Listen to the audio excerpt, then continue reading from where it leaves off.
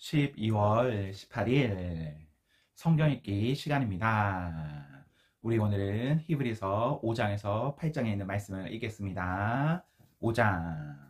하나님 앞에서 사람들이 대표하고 그들의 죄를 위해 희생제사를 드리도록 선택된 대제사장이라면 분명 사람들의 약점을 너그러이 대할 수 있을 것입니다. 그 약점이 어떤 것인지 바로 자기 경험을 통해 알기 때문입니다. 그러나 이것은 그가 사람들의 죄뿐 아니라 자기 죄를 위해서도 제사를 드려야 한다는 것을 의미합니다. 이 영광의 자리는 사람이 스스로를 세워서 얻을 수 있는 것이 아닙니다. 아론과 같이 하나님의 부르심을 받아서 얻는 것입니다. 그리스도께서도 스스로를 세워 대제사장이 되신 것이 아니라 너는 내 아들이다. 오늘 내가 너를 기뻐한다고 말씀하신 하나님께서 따로 세워주셔서 되신 것입니다. 다른 곳에서도 하나님께서는 너는 멜기세덱의 반열에 따른 영원한 제사장이다 라고 선포하셨습니다. 예수께서 이 땅에 계실 때 자신이 죽을 것을 미리 아시고 고통 가운데 부르짖으시고 슬픔의 눈물을 흘리시며 하나님께 제사장의 기도를 드리셨습니다. 그분이 하나님을 높이시는 것을 보시고 하나님도 그분께 응답하셨습니다. 그분은 하나님의 아들이셨지만 우리와 마찬가지로 고난을 받으심으로 신뢰와 순종을 배우셨습니다. 이처럼 완전한 성숙의 상태에 이르시고 또한 하나님께 멜기세덱의 반열에 따른 대제사장으로 임명되심으로 그분은 믿음으로 순종하는 모든 이들에게 영원한 구원의 근원이 되셨습니다. 멜기세덱에 관해서는 할 말이 많지만 여러분의 귀 기울여 듣지 않는 나쁜 습관 때문에 여러분을 이해시키기가 어렵습니다. 지금쯤 여러분은 선생이 되어 있어야 마땅한데도 내가 보기에 여러분은 하나님에 관해 기본부터 다시 가르쳐 줄 사람이 필요한 것 같습니다. 오래전에 단단한 음식을 먹었어야 했건만 여러분은 아직도 아기처럼 젖을 빨아야 할 형편입니다. 젖은 하나님의 방식에 미숙한 초보자들이 먹는 것입니다. 성숙한 사람들은 단단한 음식을 먹습니다. 그들은 경험으로 옳고 그른 것을 분별할 줄 아는 사람들입니다. 6장. 그러므로 유치원생 수준으로 그리스도를 그리는 데서 벗어나 멋진 작품을 만드십시오. 그리스도 안에서 무럭무럭 자라가십시오. 그 기초가 되는 진리는 자기 힘으로 구원받으려는 노력을 버리고 하나님께 돌아서서 그분을 신뢰하는 것과 세례에 관한 가르침, 안수와 죽은 자의 부활과 영원한 심판입니다. 하나님께서 도와주시면 우리는 이 모든 진리를 충실하게 붙들 수 있을 것입니다. 그러나 그 이상의 것이 있습니다. 그러니 계속 나아가십시오. 한때 빛을 보고 하늘을 맛보고 성령의 역사에 참여하고 하나님의 선하신 말씀과 우리 안으로 돌파해 들어오는 성령을 경험한 자들이 등을 돌려 그 모든 것과 관계를 끊어 버렸다면 그들은 아무 일 없었다는 듯이 처음부터 다시 시작할 수는 없습니다. 그것은 불가능한 일입니다. 그들이 예수를 다시 십자가에 못 박고 공개적으로 부인한 것이기 때문입니다. 바싹 마른 땅이라도 비를 흠뻑 빨아들여서 농사 짓는 사람에게 풍성한 곡식을 내면 하나님께 잘했다는 칭찬을 듣습니다. 그러나 잡초와 엉겅퀴를 내는 땅은 저주를 받습니다. 그 땅은 불에 타서 수확할 것이 없습니다. 친구 여러분, 나는 그런 일이 여러분에게 일어나지 않으리라고 확신합니다. 나는 여러분이 구원의 여정에서 이룬 더 나은 것이 있다는 것을 생각하게 됩니다. 하나님께서는 어느 것 하나 잊으시는 법이 없습니다. 하나님께서는 여러분이 가난한 그리스도인들을 도우면서 보여준 사랑을 너무도 잘 알고 계시며 여러분이 그 일을 계속하고 있다는 것도 잘 알고 계십니다. 이제 내가 바라는 것은 여러분 각자가 튼실한 소망을 향해 동일한 열정을 펼쳐서 마지막까지 그 소망을 유지하는 것입니다. 꿈을 거리지 마십시오. 헌신적인 믿음으로 끝까지 달려가서 마침내 약속받은 것을 전부 얻는 사람이 되십시오. 하나님께서는 아브라함에게 약속하실 때 자신의 명예를 걸고 분명하게 약속하셨습니다. 하나님께서는 내가 약속한다. 내가 가진 모든 것으로 너에게 복을 주겠다. 복을 주고 복을 주고 또 복을 주겠다고 말씀하셨습니다. 아브라함은 참고 견딘 끝에 약속받은 것을 전부 받았습니다. 사람들은 약속할 때 자기보다 위에 있는 권위에 호소하여 약속을 보증합니다. 약속을 이행하기로 한 당사자들 사이에 문제가 생길 때 그 권위로 약속을 뒷받침하려는 것입니다. 하나님께서도 자신의 약속을 보증하기 원하셨고 결국 바위처럼 단단하여 깨지지 않는 자신의 말씀으로 보증해 주셨습니다. 하나님께서는 자신의 말씀을 어기실 수 없기 때문입니다. 그분의 말씀은 변치 않으며 그분의 약속도 변치 않습니다. 하나님께 인생을 건 우리는 약속받은 소망을 두 손으로 붙잡고 놓지 말아야 할 이유가 충분합니다. 그 소망은 끊어지지 않는 영적 생명줄 같아서 모든 상황을 뛰어넘어 곧바로 하나님 앞에까지 이릅니다. 그곳에는 우리보다 앞서 달려가신 예수께서 멜기세덱의 반열에 따라 우리를 위한 영원한 대제사장직을 맡고 계십니다.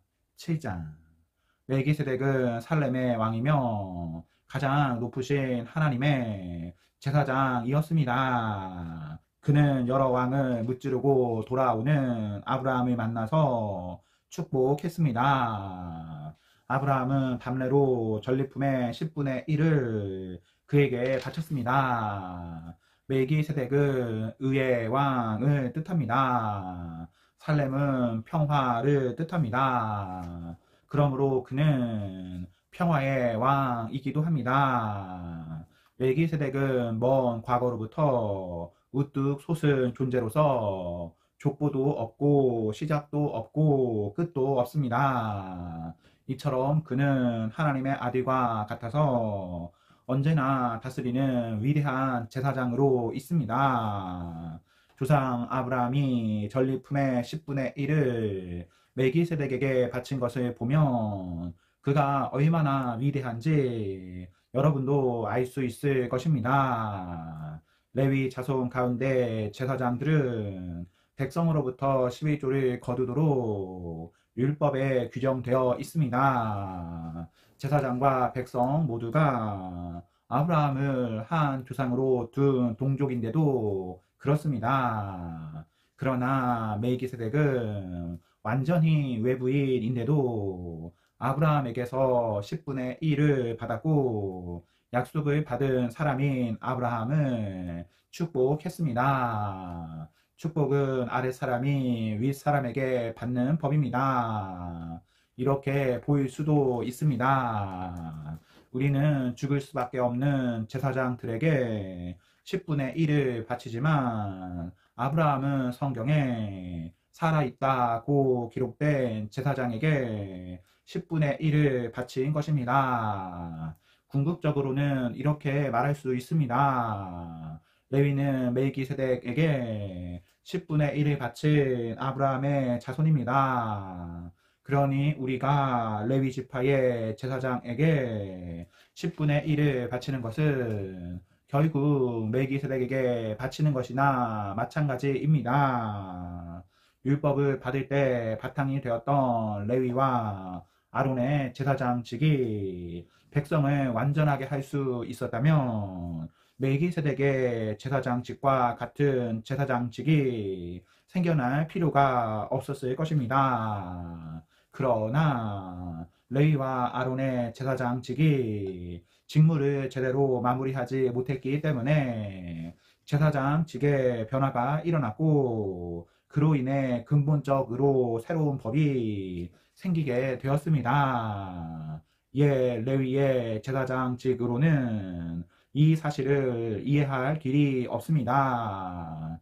예수의 족보에 그분과 레위의 제사장직을 연결할 만한 근거가 없는 것은 그 때문입니다. 그러나 멜기세덱 이야기에서 다음과 같이 완벽한 설명을 얻을 수 있습니다. 멜기세덱과 같은 제사장 예수께서는 혈통의 계보를 따라서가 아니라 순전히 부활 생명의 힘으로 그분은 살아 계십니다. 멜기세덱의 반열에 따른 영원한 제사장이 되셨습니다. 이전의 방식, 곧 율법 제도는 기대했던 것만큼 효력을 내지 못해 폐기되고 말았습니다.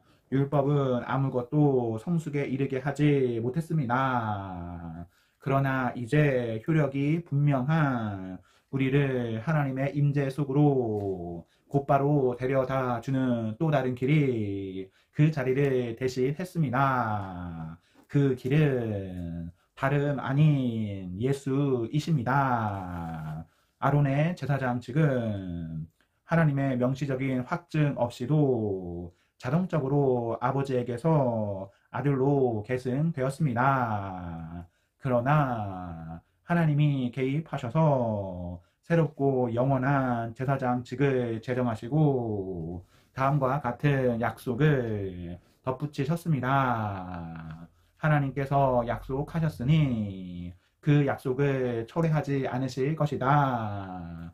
너는 영원한 제사장이다. 이처럼 예수께서는 우리와 하나님 사이에 더 나은 방식, 실제로 효력 있는 방식을 보증하는 분이 되셨습니다. 이것이 다름 아닌 새 언약입니다. 전에 제사장이 많았던 것은 한 사람이 죽으면 다른 이가 대신해야 했기 때문입니다. 그러나 예수의 제사장직은 영원합니다. 그분은 지금부터 영원까지 제사장으로 계시면서 자기를 통해 하나님께 나아오는 모든 사람을 구원하시고 언제나 그들 편에서 말씀해 주십니다. 이제 우리에게는 우리의 필요에 완벽하게 들어맞는 한 분 대제사장이 계십니다. 그분은 온전히 거룩하시고 죄가 전혀 없으시며 그 권세가 하늘 높이 하나님 계신 곳까지 이릅니다. 그분은 다른 대제사장들과 같지 않으셔서 우리와 우리 죄를 위한 희생 제물을 드리기 전에 매일같이 자기 죄를 위해 희생 제물을 드릴 필요가 없으십니다. 그분께서 자기 몸을 희생 제물로 드리심으로 영단번에 그 일을 완성하셨기 때문입니다. 율법은 일을 제대로 해내지 못하는 사람들을 어쩔 수 없이 대제사장으로 세웁니다. 그러나 하나님이 개입하셔서 율법 다음으로 주신 명령은 영원토록 완전하신 아들을 대제사장으로 세웁니다. 8장 요점을 말하면 이렇습니다. 우리에게는 이와 같은 대제사장이 계십니다. 그분은 하나님 오른편에 권위 있게 앉으셔서 하나님께서 세우신 단 하나의 참 성소에서 예배를 주관하십니다. 대제사장에게 맡겨진 임무는 예물과 제물을 바치는 일입니다. 그것은 예수의 제사장직도 마찬가지입니다. 만일 그분께서 땅에 매여 계신 분이라면 제사장조차 되지 못하실 것입니다.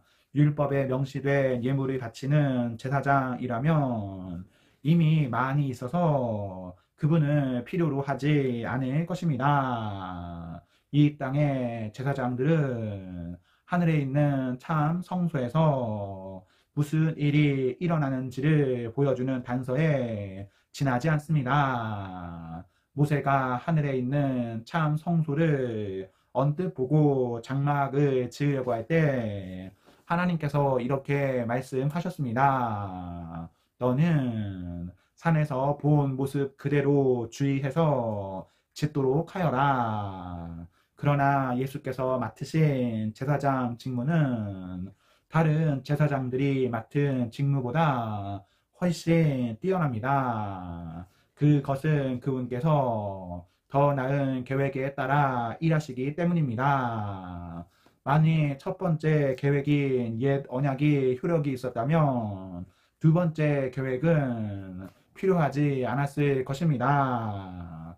그러나 우리가 아는 것처럼 첫 번째 계획에 결함이 있었으므로 하나님께서 이렇게 말씀하셨습니다. 조심하여라. 그날이 오고 있다. 그날에 내가 이스라엘과 유다를 위한 새 계획을 세울 것이다. 내가 그 조상들의 손을 잡고 이집트에서 인도에 나올 때 그들과 세웠던 옛 계획은 내버릴 것이다. 그들이 계약을 지키지 않아 내가 그들에게서 고개를 돌려버렸다. 내가 이스라엘과 세우려는 새 계획은 종이에 쓸 수도 없고 돌에 새길 수도 없는 것이다. 이번에는 내가 그 계획을 그들 속에 써주고 그들 마음에 새겨줄 것이다. 나는 그들의 하나님이 되고 그들은 내 백성이 될 것이다.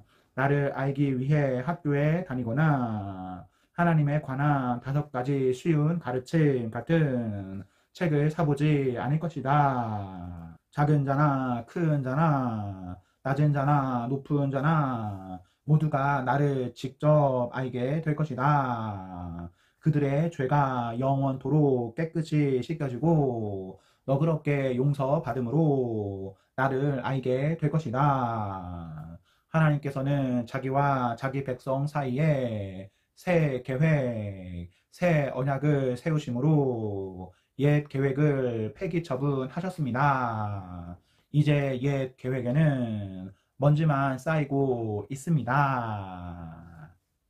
아멘. 네, 오늘 말씀을 모두 읽었습니다. 우리 오늘 하루도 하나님과 사람 앞에서 행복하십시오. 성령 충만하십시오. 안녕.